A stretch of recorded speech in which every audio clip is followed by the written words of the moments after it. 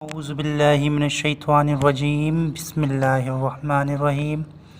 अस्सलामुअलैकुम my dear students, the graceful grammar higher secondary school, grade 7, day 3.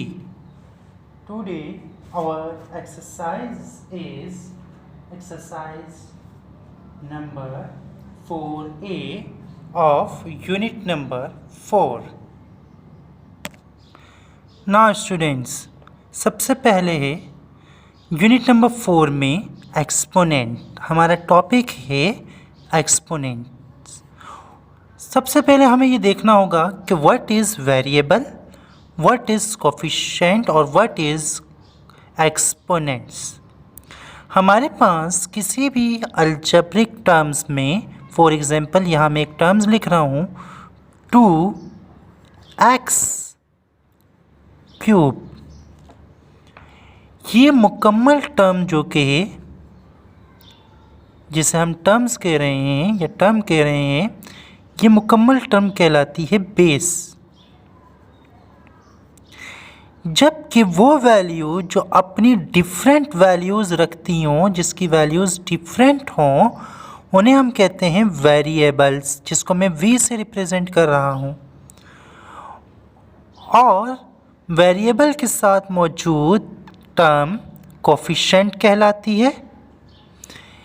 Variable या coefficient के ऊपर जो भी वैल्यू मौजूद हो, इसे हम एक्सपोनेंट कहते हैं। दिस इज कॉल्ड एक्सपोनेंट और power. Now see here, 4 square, 4 is base and square is its exponent. 4 square or 4 the power of 2. Now 4 square means आप 4 को 2 times आपस में मल्टीप्लाई करेंगे। इसी तरह 4 क्यूब मीन 4 को 3 times आप मल्टीप्लाई करें। 4 is called the base and 6 is called the exponent. There is 4 power 6. The exponent is also called the power और इंडेक्स। ये एक्सपोनेंट जो कि पावर या इंडेक्स कहलाती है। नाउ अगर हमारे पास वैल्यू नेगेटिव टर्म्स की हो, यानी कि नेगेटिव टर्म हो लेकिन पावर इवन नंबर में मौजूद हो, if we have negative sign in our value or term but having power in even number, then it's come into the add। यानी कि अगर पावर इवन नंबर में हो और साइन हमारे पास माइनस में हो तो ये साइन प्लस में कन्वर्ट हो जाता है। इस तरह ये हो जाएगा 3 power 4। सिंपल सी इक्वेशन है ये। अगर आपके पास वैल्यू माइनस में है और पावर अगर आपके पास इवन नंबर है, इवन नंबर कौन से होते हैं 2, 4, 6, 8, यानी कि मल्टीपल्स ऑफ 2 जो के हैं वो इवन नंबर्स कहलाते हैं। तो अगर इवन पावर मौजूद है तो आपकी वैल्यू माइनस से प्लस में कन्वर्ट हो जाएगी। Now laws of exponent. अब एक्सपोनेंट के हम लॉज के बारे में स्टडी कर लेते हैं। Product law. प्रोडक्ट लॉ क्या है? अगर 2 वैल्यूज़ आपस में मल्टीप्लाई हो रही हैं, अगर 2 वैल्यूज़ आपस में मल्टीप्लाई हो रही हैं और उनकी बेस सेम है, for example a square multiply A cube, अब इन दोनों की बेस क्या है? सेम है। If 2 values having same base, अगर 2 टर्म्स जिनकी बेस सेम हो तो हम उनकी पावर्स को प्लस कर देते हैं।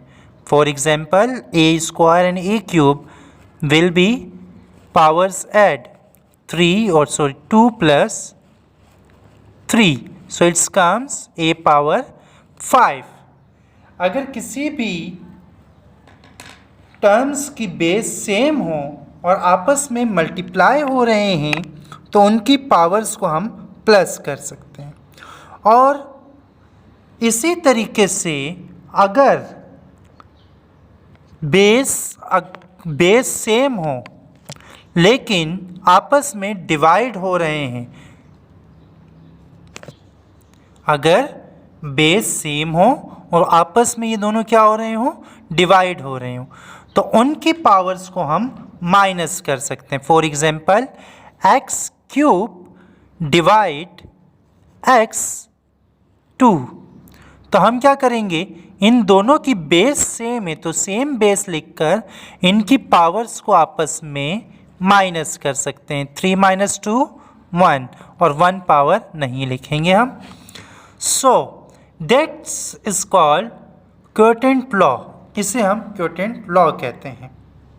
नाउ पावर लॉ, अगर आपके पास किसी भी वैल्यू की पावर मौजूद हो और उसके भी होल पावर हो, अगर किसी भी वैल्यू की पावर मौजूद हो और उसकी भी होल पावर दी जाए तो हम पावर को पावर से मल्टीप्लाई कर देते हैं। For example x power 2 whole power is 3, so we multiplied both powers, which is 3 2s are 6.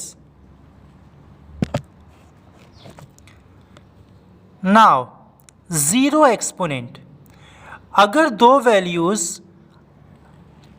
की पावर सेम है, for example a power 3 divide a power 3, तो a power 3 divide by a power 3, हम इन दोनों को आपस में अगर यूं डिवाइड करते हैं तो आंसर क्या आता है, 1। अब यहाँ पर भी अगर हम देखें तो a डिवाइड 3, तो अगर हम पावर्स की लॉ से करेंगे तो ये क्या हो जाएगा, a power 3 divide a power 3। So divide है तो पावर्स क्या हो जाएंगी आपस में, माइनस, क्वोटिएंट लॉ है ये। सो 3 - 3 आंसर इज 0। हमने इस तरह डिवाइड किया, आंसर 1 आया, लेकिन यहाँ पे a पावर 0, अगर किसी भी वैल्यू की पावर 0 आ जाए, चाहे वो 1000 ही क्यों ना हो, मिलियन, बिलियंस और 100 बिलियंस ही क्यों ना हो, लेकिन अगर उनकी पावर 0 है तो वो इक्वल होंगे 1 के। वो किसके इक्वल होंगे, 1 के। सो a पावर 0 और any value having power 0 that's are equal to 1. This law is called zero exponent. Now negative exponent, if values are in the reciprocal or in the divide, जब हमारी values denominator में हों, for example 1/3, अब मेरी 3 value जो कि denominator में है, जब मैं इस 3 को ऊपर लेकर जाऊंगा, नॉमिनेटर में लेकर जाऊंगा, तो ये 1 मल्टीप्लाई होगा 3 के साथ। लेकिन रूल ये है, जब मैं डिनोमिनेटर को नॉमिनेटर बनाऊं तो उसके पावर की साइन चेंज कर दूं। यहाँ पावर +1 है तो यहाँ क्या हो जाएगी, -1। तो that is called negative exponent. अगर किसी भी वैल्यू की पावर माइनस में मौजूद है, अगर किसी भी वैल्यू की पावर माइनस में मौजूद है तो उसे हम कहते हैं negative exponent.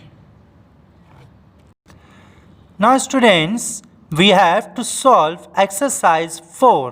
The question is simplify 1a part is 3 power 3 multiply 3 power 1। Next one is 5 power 6 divide 5 power 3। Third one is 2 cube multiply 2 square divide 2 power 1। Now अब हम इन्हें सॉल्व करते हैं। नाउ स्टूडेंट्स, हमने यहाँ पर सिंप्लीफाई करना है। हम वीडियो के स्टार्ट में लॉज पढ़ चुके हैं, product law, quotient law, zero power, negative powers. तो अब हम उन्हीं को देखकर यहाँ पर सॉल्यूशन भी करेंगे। हमें यहाँ पर सिर्फ सिंप्लीफाई करना है। क्वेश्चन रिपीट करेंगे, 3 क्यूब मल्टीप्लाई 3 1। प्रोडक्ट लॉ में हमने ये देखा था कि अगर बेस सेम हो तो पावर्स को हम ऐड कर देते हैं। तो सिंपली बेस यहाँ पर सेम है तो पावर्स ऐड हो जाएंगी 3 + 1, so answer is 4। Now see here, अब यहाँ पर डिवाइड है, सो ये क्वोटिएंट लॉ 5⁻6 डिवाइड 5⁻³ अगर यहाँ पर बेस सेम है और डिवाइड हो रहे हैं तो हम इनकी पावर्स को माइनस कर देते हैं। 6 - 3 answer is 5⁻3। Now see here, 2⁻3 multiply 2 square divide 2 power is 1। Board mass rule के ज़रिए हम सबसे पहले ब्रैकेट की वैल्यू को सॉल्व करेंगे। 2³ मल्टीप्लाई 2 डिवाइड 2, तो डिवाइड हो रहे हैं तो पावर क्या हो जाएंगी -2³ मल्टीप्लाई 2 - 1 1। अब दोनों आपस में मल्टीप्लाई हो रहे हैं तो पावर्स क्या हो जाएंगी add, so it is 2⁻4। Now here solution 1 divided by 3⁻4 whole power is -3. This is called power law. Now अब इस 1 के ऊपर पावर कुछ भी नहीं है लेकिन होल पावर में -3 मौजूद है, तो हम क्या करेंगे 1⁻³ डिवाइड 3⁻4 है और होल पावर इसकी कितनी हो गई -3। हमने नॉमिनेटर और डिनोमिनेटर दोनों को पावर दे दी यहाँ पर। अब नॉमिनेटर में 1 है और 1 की पावर 1000 ही क्यों ना हो, कुछ भी पावर हो 1 हमेशा 1 रहता है।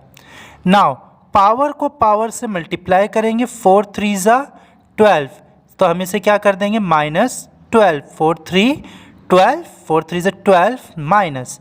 अब हमें मालूम है कि डिनोमिनेटर अगर नॉमिनेटर बनेगा तो इसकी पावर की साइन चेंज हो जाएगी। 1 × 3 पावर माइनस के 12 है तो नॉमिनेटर बनते वक्त ये प्लस का 12 हो जाएगा। तो अगर 1 से कोई भी वैल्यू मल्टीप्लाई होता है तो वो वैल्यू दोबारा रिपीट हो जाती है, तो it's 3 × 1 = 3 power is 12। Now students, you have to solve complete question number 1 part A to K with yourself in your school copy. Now comes into question number 2, evaluate. आपने evaluate करना है इन तमाम terms को। Now first is 4⁻4, second is 2⁻−n, third one is 8⁻3, fourth one is 4⁻2. Now we have to solve 4⁻4. Solution 4⁻4. 4⁻4 means हम इसे 4 times आपस में multiply करेंगे। अब हम इन्हें किस तरह मल्टीप्लाई करेंगे, 4 को 4 से मल्टीप्लाई कीजिए, 4 × 4 = 16। अब आंसर जो आया है हमारे पास 16, अब इस 16 को 4 से मल्टीप्लाई करें, 16 × 4 = 64। Now multiply 64 by 4 is 256. Now the answer is 256. Now next one is 2⁻−8. It's mean it is in the denominator because there is minus. अब मैं से नॉमिनेटर से डिनोमिनेटर बनाता हूँ तो ये प्लस में कन्वर्ट हो जाएगा। नाउ अब हम क्या करेंगे, 1/2 को कितनी मरतबा लिखना पड़ेगा 8 times, 2 × 2 multiply 2, 2, multiply 2, multiply 2, multiply 2, multiply 2। अब इन टूज़ को आपस में हम क्या करेंगे, मल्टीप्लाई, 1/, 2 2 ज़ा 4, 4 2 ज़ा 8, 8 2 ज़ा 16, 16 2 ज़ा 32, 32 2 ज़ा 64, 64 2 ज़ा 128, 128 2 ज़ा 256। Now how? 2 2 ज़ा 4, 4 2 ज़ा 8, 8 2 ज़ा 16, 16 2 ज़ा 32, 32 2 ज़ा 64, 64 2 ज़ा 128, 128 2 ज़ा 256। तो it is 1/256। Now next one is 632 power is 0।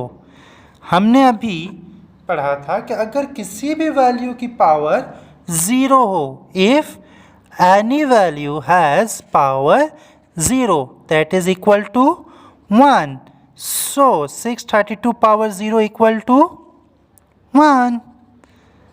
Now students, you have to solve question number 2 complete parts A to J। अब आपने एक्सरसाइज 4A के क्वेश्चन नंबर 1 को भी कंप्लीट करना है, क्वेश्चन नंबर 2 को भी कंप्लीट करना है। Now question number 3, find the values of, हमने वैल्यूज फाइंड आउट करनी है। Question number 3, find the values of, first part is 8 plus square root of 64। B part is 5 inverse multiply square root of 5 inverse 2।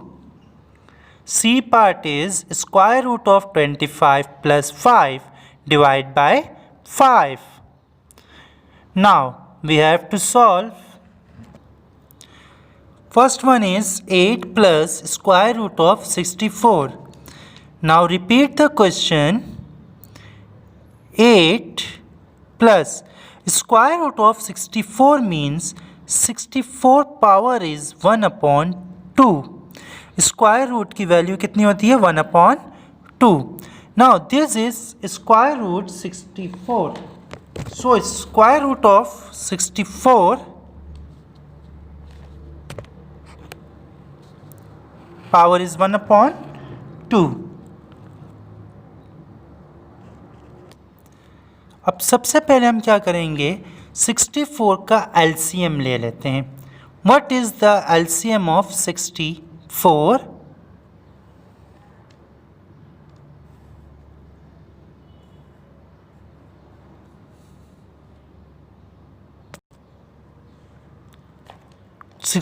का LCM 2 से 2 3 ज़ा 6, 2 2 ज़ा 4, 2 1 ज़ा 2, 2 6 12, 2 8 ज़ा 16, 2 4 ज़ा 8 and 2 2 ज़ा 4.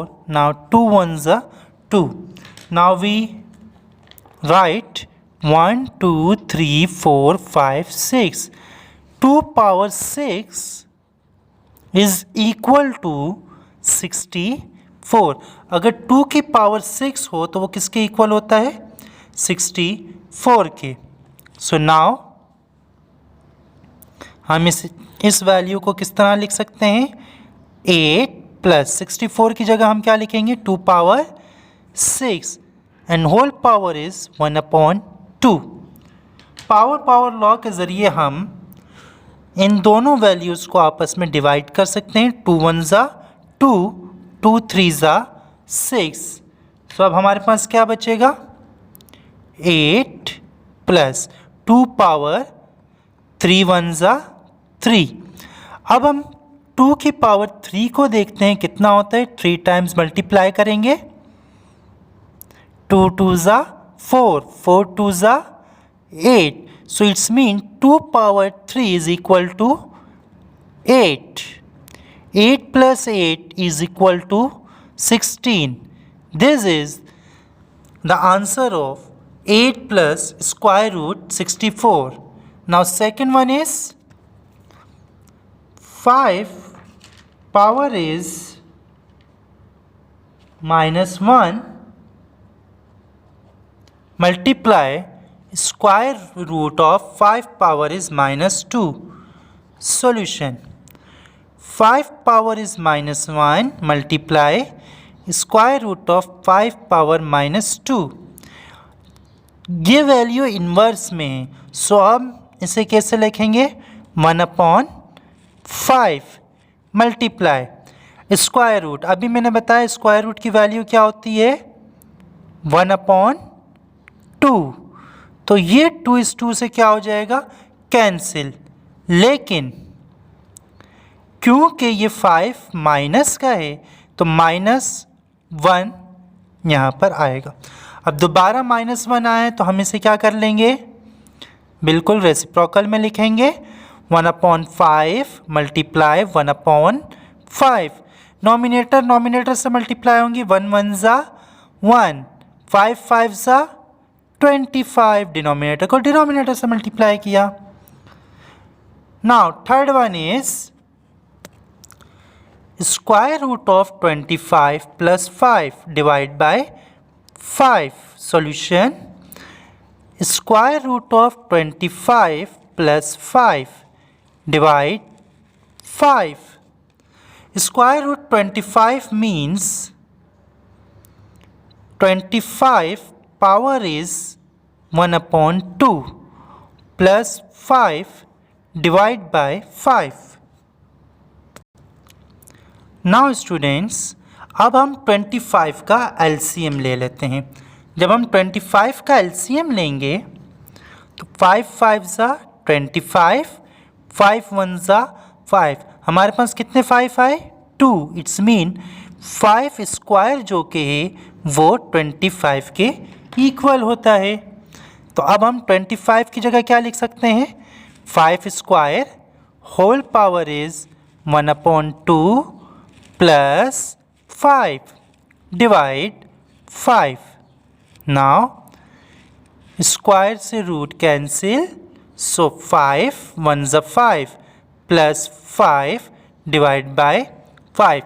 5 प्लस 5 10 डिवाइड बाय 5. 5 1 ज़ा 5, 5 2 ज़ा 10. So your answer is 2.